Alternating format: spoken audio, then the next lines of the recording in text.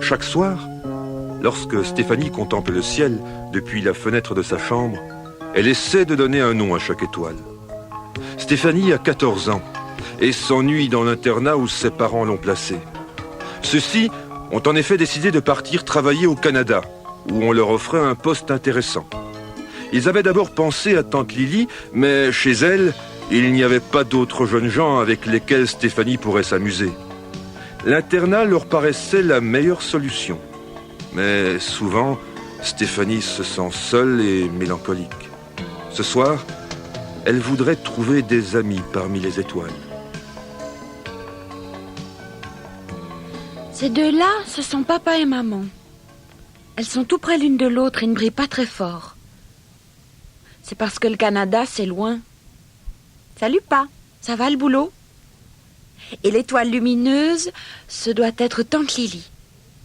Quand j'habitais chez elle, elle était toujours si gentille. J'aimerais bien voler jusque chez elle. Partir de cette bête école avec ses règlements et ses punitions idiotes. Loin de cette chambre où Julie ronfle tout le temps et où Vanessa s'est encore endormie en pleurant. Elle est tellement mesquine, celle-là. Qu'est-ce que tu grommelles encore là? Oh là là! C'est pas drôle de dormir dans la même chambre qu'une somnambule. Je ne suis pas une somnambule. Ah non? Qu'est-ce que tu fais là, au milieu de la nuit alors? Tu hurles à la lune comme un loup-garou? J'aimerais bien que tu cesses d'essayer de faire de l'humour. Je veux partir d'ici, Julie. J'en ai marre.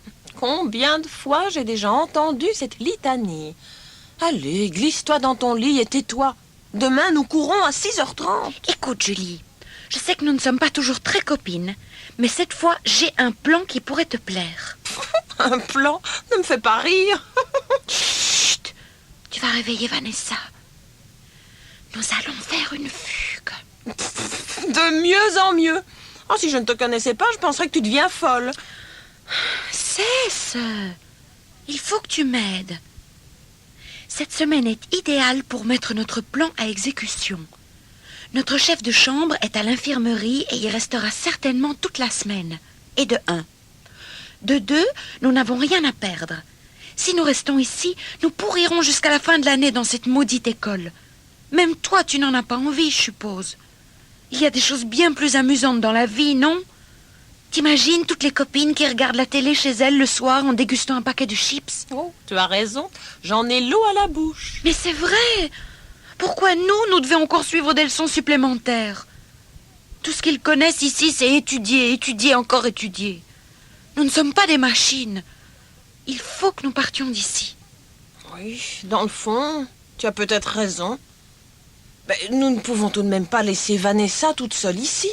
Oh, la pauvre, quel choc quand elle verra que tous les lits sont vides autour d'elle. J'y ai pensé.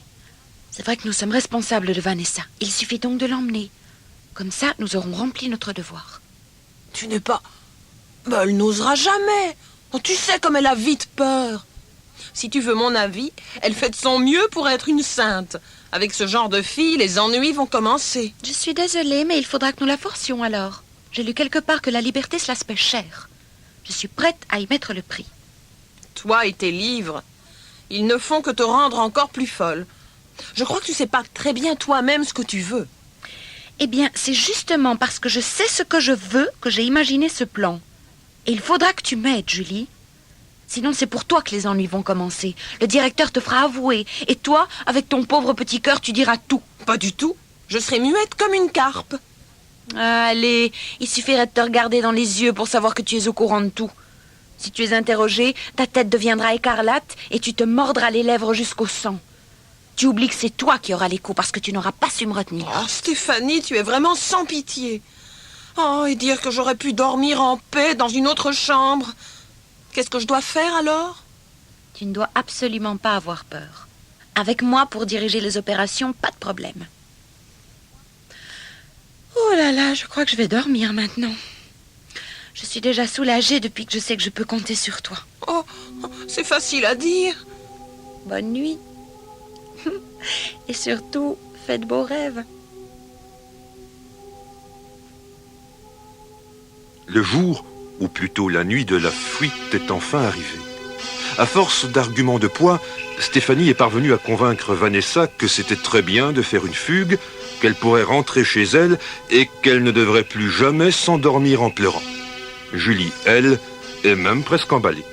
Surtout parce que tous les mercredis après-midi, elle est obligée de faire d'horribles exercices de physique à la place de son sport préféré.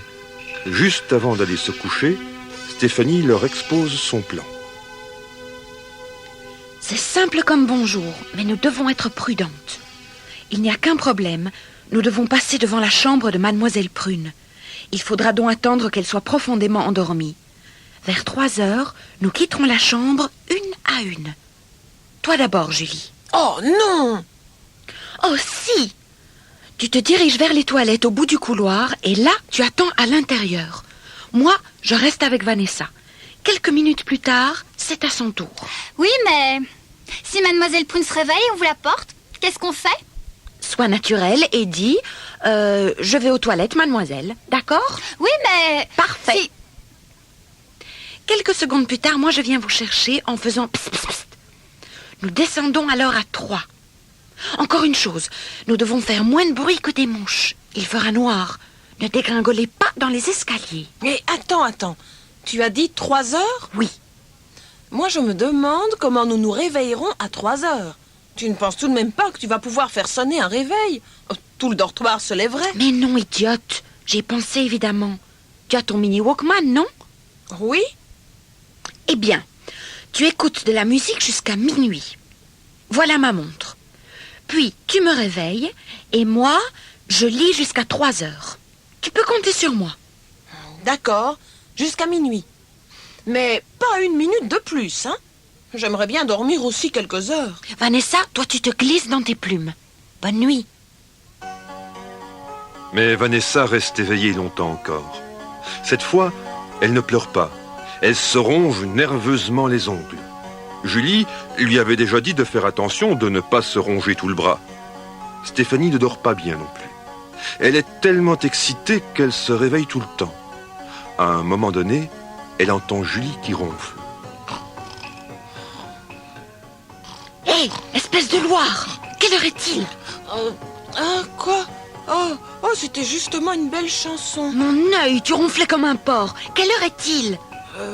Voyons voir. Oh zut, il est 4 heures. Stéphanie voudrait laisser échapper un gros mot, mais ce n'est pas le moment.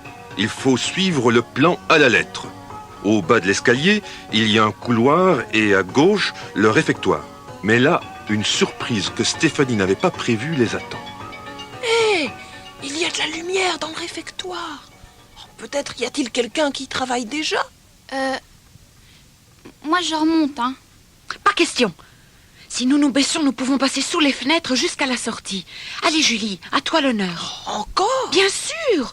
Je n'ai pas envie que vous remontiez vous coucher quand j'ai le dos tourné. Je suis pas si bête. Les 3 filles se mettent donc à ramper en file indienne. Julie, Vanessa et enfin Stéphanie. Le bout du couloir est en vue et... Qu'est-ce qui se passe? Non, d'une pipe.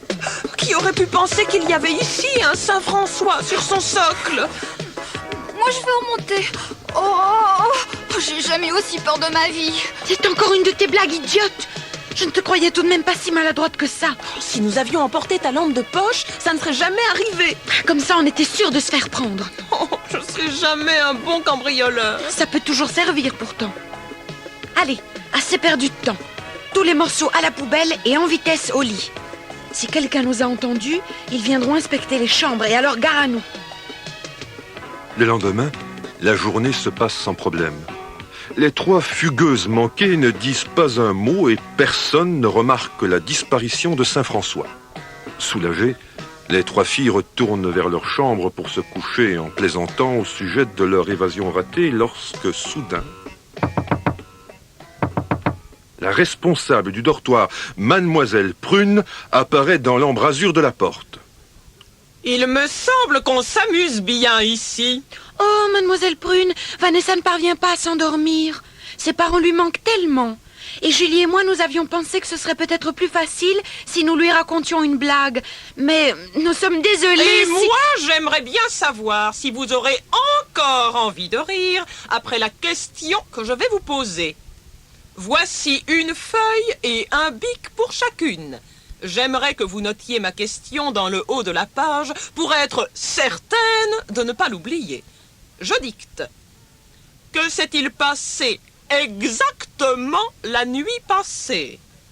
En tant que jeune fille distinguée de Sainte-Marie-Madeleine, vous êtes supposée me donner une réponse sincère. Quand vous aurez terminé, il vous suffira de me remettre vos copies.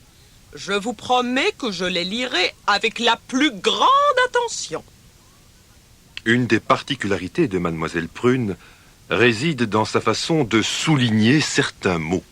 C'est pourquoi les élèves de Sainte-Marie-Madeleine l'ont surnommé l'accent. Julie adore faire des blagues à ce sujet et elle est particulièrement douée pour imiter l'accent. Mais ce soir, personne n'a envie de rire. Vanessa se remet à pleurer et mordit nerveusement le coin de son mouchoir. Ses grosses larmes sont probablement en train d'effacer tout ce qu'elle vient d'écrire. Julie se gratte la tête et suçote la pointe de son bic. Stéphanie devient soudain blanche comme un linge et frissonne sans raison. Elle se rend bien compte qu'il faut tout avouer. Pas moyen d'y échapper. L'accent va comparer les trois réponses et il faut qu'elles disent toutes la même chose. Un bon quart d'heure plus tard, l'accent ramasse toutes les copies. Elle met alors ses lunettes trop petites sur le bout de son nez et commence sa lecture avant de prendre une décision. Bien. Permettez-moi de résumer ces différents exposés et si vous n'êtes pas d'accord, vous levez le doigt et vous faites poliment vos remarques. La nuit dernière, vers 4 heures, vous êtes sortis de cette chambre une à une. Vous vous êtes retrouvés aux toilettes, puis vous avez descendu les escaliers et au bout du couloir, quelque chose d'horrible est arrivé. Pas de remarques jusque-là? Je continue. D'après ce que je peux en déduire, tout le plan avait été imaginé par Stéphanie Bouchard, ici présente, qui aurait obligé ses deux camarades à la suivre. Exact, Stéphanie? Oui. Comment dis-tu? Oui, mademoiselle. Écoute-moi bien maintenant, Stéphanie. Je sais que tu es une fille intelligente et que tu veux être traitée comme telle. Mais de temps en temps, tu es une mauvaise tête, si je puis me permettre. Disons donc que, pour commencer, tu vas aller présenter tes excuses à monsieur le directeur. Puis, pendant tes heures libres, tu iras travailler à la cuisine pour gagner un peu d'argent et pouvoir acheter une nouvelle statue de Saint-François. Je suis certaine que tu trouves aussi qu'il s'agit là de la meilleure solution. Si l'idée te passait par la tête de ne pas faire cette punition, je serais désolée de devoir te garder en retenue dans ta chambre. Julie, toi, tu apprendras un poème par cœur. Et Vanessa, tu m'écriras 20 fois. Je ne me laisse pas entraîner par les autres. Vous m'avez toutes comprises? L'accent effectue un demi-tour parfait et quitte la chambre au pas. Un silence oppressant suit son départ. Julie et Vanessa se glissent discrètement sur leur couverture, tandis que Stéphanie s'assied en tailleur sur son lit, perdue dans ses pensées. Faut pas qu'elle croie que je vais céder tout de suite. En retenue. Comme ça, j'aurai quelques jours de congé. Plus de maths, plus de piano. Youpi! Mais rien à manger. Il faut que je trouve quelque chose. Je ne peux tout de même pas demander des provisions à tante Lily. De toute façon, ils ouvriront le colis et au mieux, ils me laisseront un bâton de chocolat. Peut-être que je devrais entamer une grève de la faim. On pourra lire dans les journaux « Une élève de Sainte-Marie-Madeleine tente de s'évader ». Et quand papa et maman liront ça dans les journaux canadiens, ils rentreront à toute vitesse. Oh là là, j'ai vraiment l'imagination trop débordante. Je sais plus où j'en suis. Il vaudrait peut-être mieux que je pleure une fois pour toutes comme Vanessa. Mais il ne faut pas qu'on m'entende. Julie rirait bien de moi si je déclarais forfait sous ses yeux. Oh, si seulement tante Lily savait ça.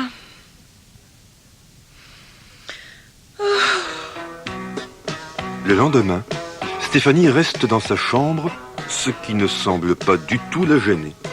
Elle lit pendant des heures. Heureusement qu'elle a encore une pile de livres de réserve. Elle a évidemment dévoré tous les bonbons qu'elle avait dans son armoire. Mais vers midi, son estomac commence sérieusement à la tirailler. Julie, tu m'as fait peur. Je croyais que c'était l'accent qui s'amenait avec son nouveau sermon. Ici, attrape. Anne Mousset est arrivée à dissimuler quelques tartines pour toi. Quand je suis sortie du réfectoire, j'ai dû vider toutes mes poches devant l'accent. Oh, tu aurais dû voir sa tête quand elle n'a trouvé que quelques mouchoirs sales. Vous êtes vraiment chouette. Je dois vite retourner à la récréation. Oh, merci Anne pour moi. Dis-lui que j'étais presque morte d'inanition. À la fin des cours, Julie se glisse dans la chambre avec le poème qu'elle doit étudier. Oh, c'est vraiment la fin de tout. J'y arriverai jamais. Lis un peu ce que l'accent m'a donné à étudier par cœur. Allez, n'en fais pas un drame. Je vais t'aider. Le titre, tu connais, je suppose. Oui, ça va encore. Le corbeau et le renard. Très bien. Continue. Oui, mais voilà. Je l'ai lu au moins 20 fois et j'ai vraiment la tête comme une passoire. Essaie au moins. Maître corbeau perché sur un arbre. Non! Maître corbeau sur un arbre perché. Oh, tu vois, je mélange tout. Recommence. Maître corbeau sur un arbre perché tenait en son bec un Fromage. Et arrête de tourner comme un ours en cage, tu m'énerves. Et puis tu sais pas te concentrer. Oh, ben, je m'en fiche. Je m'en lave les mains d'ailleurs. Et en prononçant ces mots, Julie donne un bon coup de pied dans une gomme qui se trouvait par terre. Sa pantoufle vole alors par la fenêtre. C'est malin. J'avais remarqué que t'étais pas doué, pas besoin d'en faire un numéro de cirque. Elles courent ensemble vers la fenêtre pour voir où la pantoufle a atterri. Oh, elle n'est pas tombée dans les temps. T'as eu de la chance. Mais regarde qui arrive. Monsieur Mouche, le prof de bio. D'après moi, tu serais interrogé à la prochaine leçon sur le comportement des savates en vol. Oh, c'est malin. D'ailleurs, c'est pour demain, ça.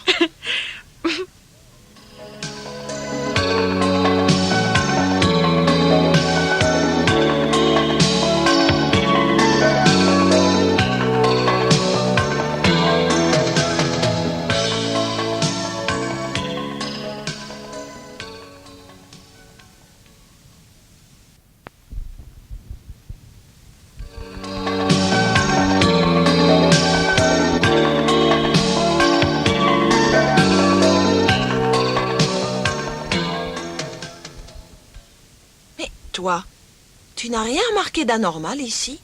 Quoi? Il manque quelqu'un? Maintenant que tu le dis, c'est vrai. Vanessa n'est pas là. Où traîne-t-elle? Elle n'a pas de leçon supplémentaire aujourd'hui? Je ne sais pas. Regardons son horaire. Mardi, après 4 heures. Bon, non, rien du tout. Peut-être a-t-elle eu quelque chose de spécial en dernière minute? Attendons encore un peu avant de prévenir l'accent. Ce n'est certainement pas grave. Mais, une heure plus tard, Vanessa n'a toujours pas réapparu. Cette fois, ce n'est pas normal. Stéphanie, je crois qu'il est grand temps d'aller avertir l'accent. Est-ce que nous ne ferions pas mieux de régler cette affaire seule? Tu sais qu'elle ameute toute l'école pour un rien.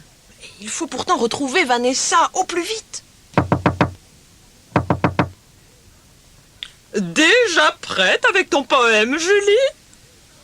Non, mademoiselle, mais... Étudie calmement alors. Ne viens pas chez moi avant de le connaître sur le bout des doigts. Et ne crois pas que tu pourras emmener Stéphanie pour te souffler. Non, mademoiselle, il ne s'agit pas de ça. Vanessa a disparu. Que dis-tu? J'espère que ce n'est pas encore une de vos blagues, Julie Lambert. Cela pourrait vous coûter cher. Mon Dieu, Vanessa fait une fugue. Elle n'aurait pas été jusque-là. pourquoi pas? Vous avez complètement bouleversé cet enfant avec vos idées d'évasion. Qui sait si elle n'est pas perdue dans la ville? Qui va aider cette pauvre chérie? J'envoie immédiatement un groupe pour ratisser les environs. Et vous, en vitesse dans votre chambre. Et pas un mot aux autres. Je t'avais bien dit qu'elle en ferait tout un monde. Peut-être que nous ferions mieux de la chercher nous-mêmes dans les bâtiments de l'école. Au cours de ses recherches dans le bâtiment B, Stéphanie entend des coups sourds au 3e étage. À toute vitesse, elle file prévenir mademoiselle Tricot, qui est chargée de surveiller les classes et les couloirs. Grâce à sa clé, Vanessa est sauvée d'une situation embarrassante. Comment as-tu fait pour te retrouver là? Oh là là! J'avais oublié mon livre d'anglais pour étudier ma leçon.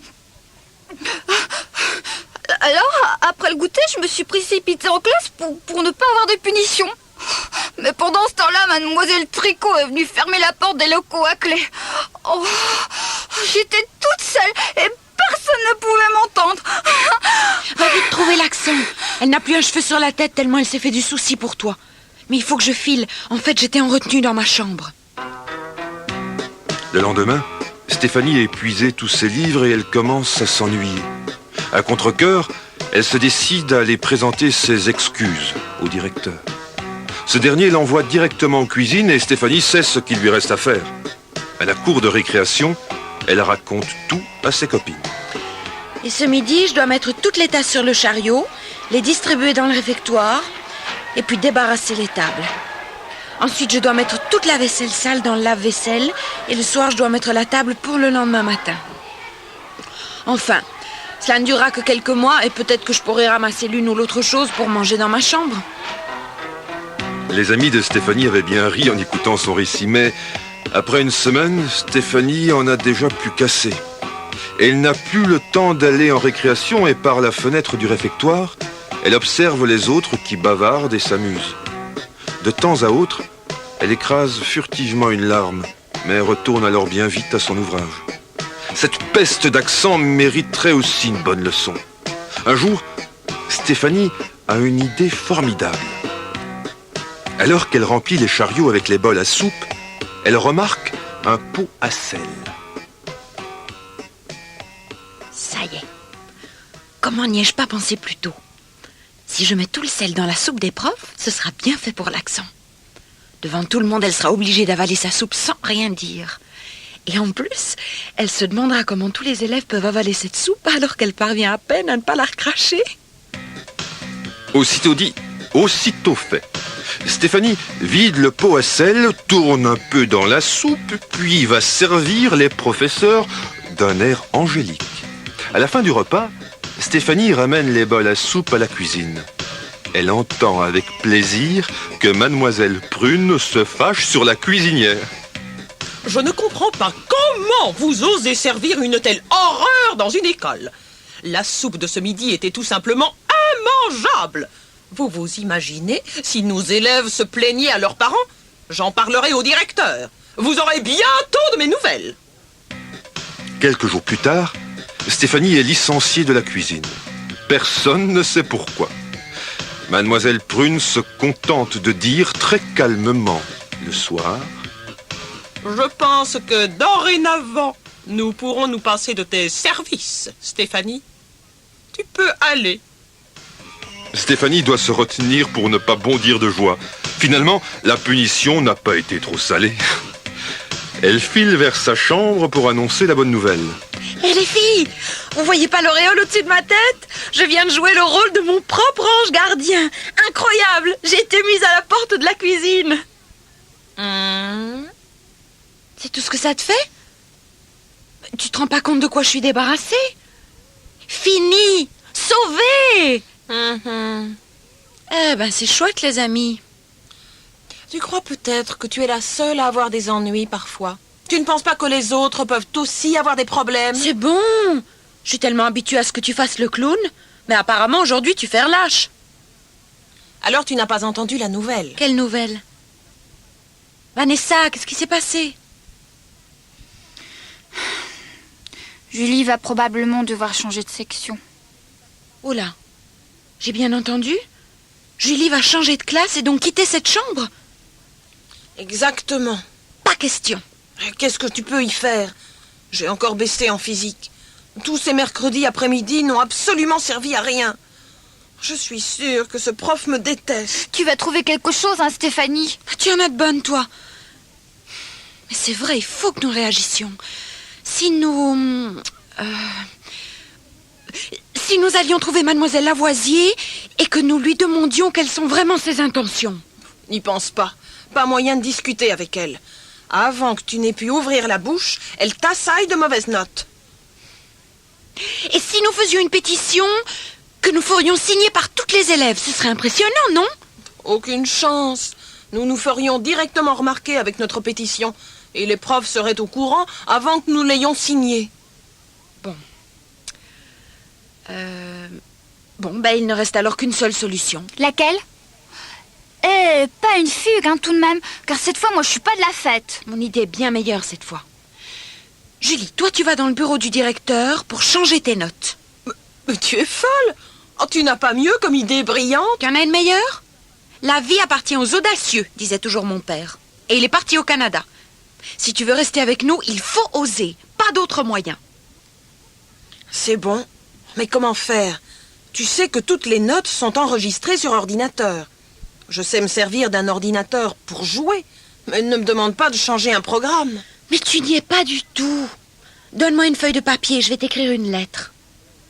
Tu ne vas pas de nouveau faire des bêtises, hein? Laissez-moi faire. Et voilà. Écoutez-moi ça, les filles. Voici une lettre de mademoiselle Lavoisier adressée à monsieur le directeur. Monsieur le directeur, je suis désolée de devoir vous importuner avec cette affaire, mais il est de mon devoir de la régler dans les plus brefs délais. Il s'agit de notre élève exemplaire, Julie Lambert. Comme vous le savez probablement, cet élève éprouve de grosses difficultés en physique. Il faut néanmoins reconnaître qu'elle a fait de gros efforts tout au long de l'année scolaire, tant au cours des leçons que le mercredi après-midi. Il serait injuste que ces efforts ne soient pas dûment récompensés et que l'élève soit obligé de changer de section. Pour ma part, je considère qu'elle a réussi. Dans l'espoir de pouvoir compter sur votre compréhension, je vous prie, monsieur le directeur, d'agréer mes salutations distinguées. Signé, Berthe Lavoisier. Voilà. Il suffit de dactylographier cette lettre et de la glisser sous la porte du bureau du directeur. Waouh! Tu penses que ça va marcher? Bien sûr. Tu t'occupes de la lettre pendant la pause de midi? Je trouve que j'ai assez fait, non? Quelques jours plus tard, le directeur fait venir Julie dans son bureau. Celle-ci y est chaleureusement félicitée et à partir du mercredi suivant, elle est autorisée à refaire du sport au lieu d'étudier. Julie ne peut contenir sa joie. Le soir, les trois amis organisent même une petite fête au dortoir. Oh Stéphanie, tu es vraiment un génie. Je savais que je pouvais compter sur toi. C'est incroyable. Je peux même refaire du sport. Folle de joie, Julie lance son oreiller en direction de Stéphanie. Très vite, les plumes se mettent à voler et les trois copines dansent sur leur lit. Finalement, c'est parfois amusant le pensionnat. Il y a moyen de temps en temps d'oublier les mauvais jours et de s'amuser comme chez soi. Mais tout a une fin. Et voilà justement Mademoiselle Prune qui apparaît dans l'embrasure de la porte. Mademoiselle Prune. Qui vous a donné la permission de vous déchaîner à ce point? En fait, personne, mademoiselle Prune. Mais Julie avait quelque chose à fêter aujourd'hui. Ah oui? Oui, mademoiselle Prune. Mercredi, je peux refaire du sport. Monsieur le directeur m'y a autorisé. Oh oh! Tu dois être fameusement améliorée alors. Félicitations, Julie. Continue comme ça. Je venais également vous annoncer qu'à partir de la semaine prochaine, votre chef de chambre sort de l'infirmerie. J'espère que vous lui préparerez une petite surprise. Elle l'apprécierait beaucoup. Et que je n'entende plus personne maintenant. Bonne nuit. Cette prune alors, elle doit toujours gâcher notre plaisir. On était si bien à trois. Ah, fini les beaux jours. Marie-Lou Méchant-Loup est de retour. Ah, si on décorait son lit. T'as l'air contente de son retour, toi. Avec nous, tu pouvais rester plus tard le soir, mais avec elle, plus question, ma vieille. Ah, elle me bordait tous les soirs. Je peux pas en dire autant de vous. Et puis, elle me parlait doucement pour m'endormir. Toi, tu as vraiment besoin d'ouate, hein. Moi, je me méfie de ce loup comme de la peste. Tu peux décorer son lit si tu veux. Mais nous lui réservons une autre surprise. D'un clin d'œil, elle fait comprendre à Stéphanie qu'elle a déjà imaginé quelque chose. Les jours passent. Marie-Louise est de retour et la décoration de son lit lui a bien fait plaisir. Elle remercie même Stéphanie et Julie pour leur accueil. Mais les deux amis ont d'autres projets pour le soir. Hé, Stéphanie, tu crois? Oui, je crois que la voie est libre. Les deux autres dorment comme des petits anges. À toute vitesse, elle retire le drap de leur lit et le drape sur leur tête.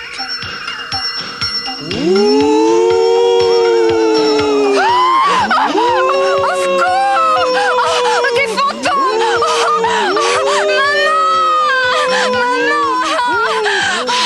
Zut alors, elle ne s'éveille même pas. Mais qui êtes-vous? Mais chut, tais-toi! C'est nous, Stéphanie et Julie. Oh, dites! Mais vous vouliez me faire mourir de peur! C'était une blague pour Marie-Lou, mais je pense que l'école pourrait s'écrouler sans qu'elle ouvre les yeux, celle-là. C'est triste, hein? J'avais tellement espéré qu'elle aurait un tel choc qu'elle retournerait directement à l'infirmerie. Ou qu'elle hurlerait à s'en décrocher la mâchoire. Et ça vous fait rire! Ah, c'est vraiment drôle! Je trempe comme une feuille, moi! Oh, arrêtez! Je sais pas ce qui me retient. Il y a des bonnes et des mauvaises blagues. Si maman savait ça, elle vous ferait mettre à la porte de l'école. Oh, tant mieux. Je croyais que nous n'y arriverions jamais.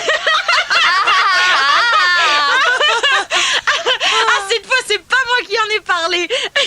Viens, dormons. Cette Marie-Louise ne sait faire qu'une chose, c'est dormir. La fin du premier trimestre approche. Il faut travailler dur pour préparer les examens.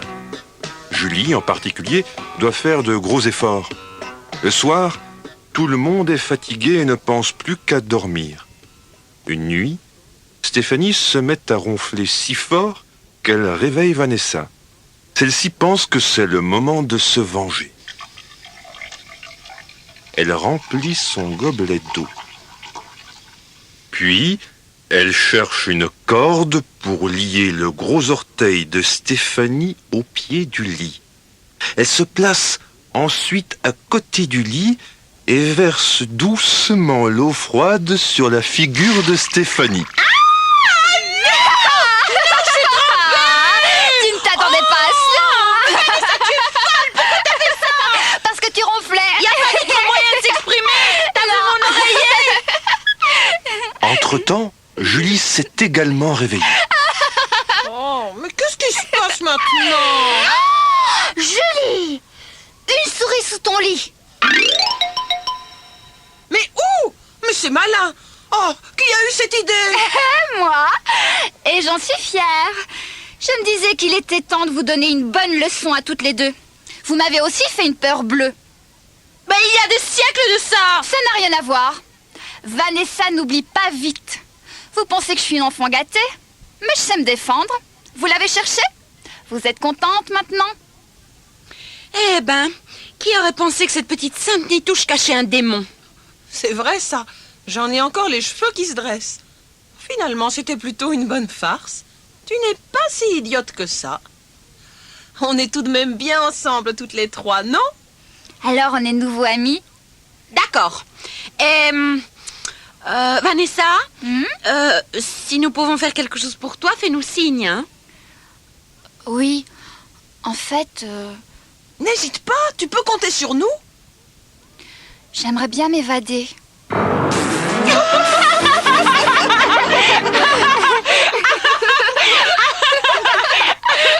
essaye encore une fois.